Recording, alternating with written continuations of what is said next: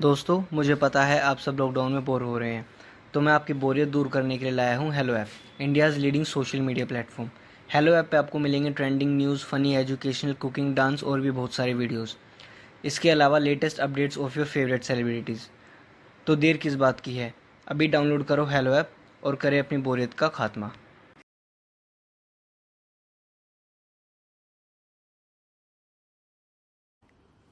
सावित्री 2 बेटों की माँ थी। उसे इस बात पर बड़ा घमंड था। वो मानती थी कि बेटे घर की शान होते हैं। ये ले सावित्री, मिठाई खा, मेरे यहाँ पोती पैदा हुई है। ये सुनते ही सावित्री मुंह बना के कहती है, अरे तू तो लुट गई, बर्बाद हो गई, तेरे यहाँ लड़की पैदा हो गई। अरे तू ऐसा क्यों कह रही है? मैं तो बहुत खुश हूँ। अरे जब तेरी पोती के पीछे तुझे खर्चे पर खर्चे करने पड़ेंगे ना, तब ये तेरी सारी खुशी गम में बदल जाएगी। पहले लड़की की पढ़ाई लिखाई का खर्चा, फिर उसकी शादी का खर्चा। अरे आजकल की शादियाँ कितनी महंगी हो गई है। गहने बनाओ, लाखों रुपए पानी की तरह बह जाते हैं। लड़कियां तो सिर्फ खर्चा करवाने के लिए ही पैदा होती हैं। इस तरह लड़कियों के प्रति अपने विचार व्यक्त करते हुए सावित्री ममता को लंबा चौड़ा भाषण देके चली जाती है। अब तो आप लोग इस कहानी में सावित्री देवी का पात्र अच्छी तरह समझ ही गए होंगे। कुछ समय बाद सावित्री की बड़ी बहू भी एक लड़की को जन्म देती है। फिर क्या था, सावित्री पूरा आसमान सर पर उठा लेती है। हे भगवान, ये तू मुझसे किस जन्म का बदला ले रहा है? अरे मैं तो मंदिर में रोज आकर तुझसे कहती तो थी कि मुझे एक पोता चाहिए, और तूने मुझे पोती दे दी। इतनी मिठाइयाँ और प्रसाद चढ़ाने का क्या फायदा हुआ? तभी सावित्री की बहू निशा कहती है, क्या माँ जी, आप भी इतनी सी बात पर नाराज हो गई हैं? देखिए तो आपकी पोती कितनी सुंदर है, बिल्कुल आप पर गई है।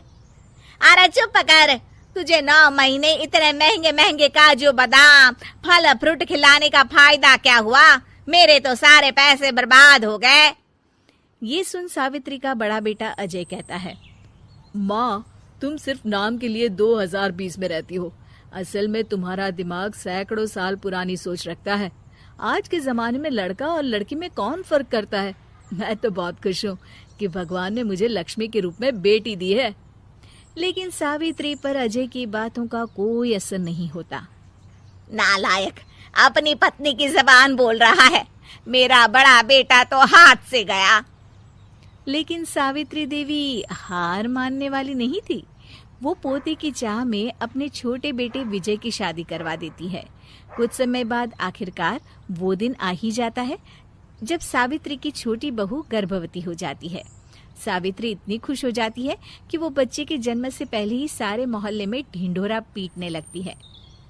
ये क्या सावित्री, तू तो पोते के जन्म से पहले ही मिठाई बांट रही है। पहले पोता पैदा तो होने दे, और फिर क्या पता अगर पोते की जगह पोती पैदा हो गई तो। ये सुन सावित्री चिढ़ जाती है।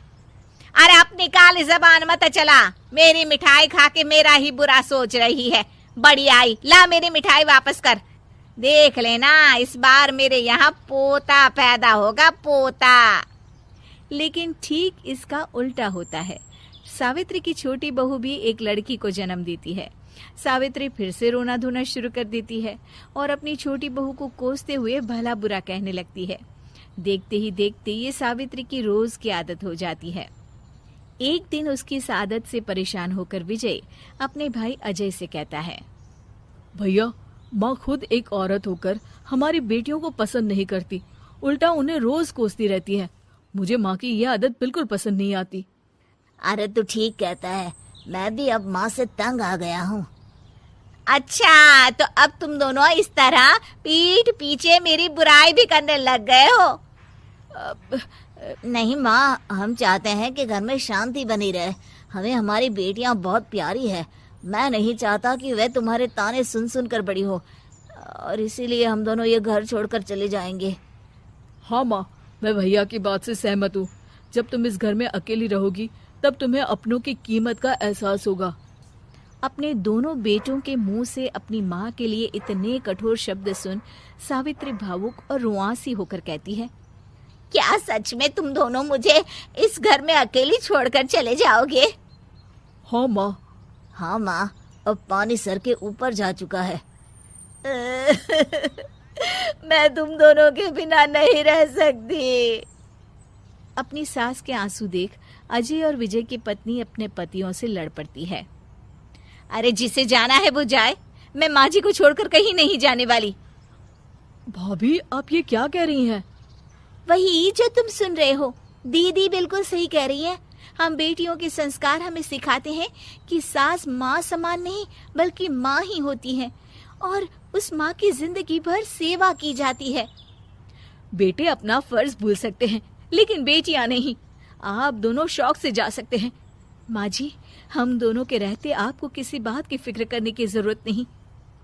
फिर क्या था, सावित्री के ऊपर छाए बेटों के घमंड के बादल उसकी बेटी स्वरूप बहुओं के तेज के आगे आंसू के रूप में परिवर्तित होकर सावित्री की आंखों से बहने लगते हैं और वो उन दोनों को गले लगा लेती है। मैं जिंदगी भर बेटियों को कोसती रही, लेकिन आज तुम दोनों को देख मुझे समझ आ गया कि बड़े अभागे होते हैं वो लोग जिनके घर बेटियां नहीं होती।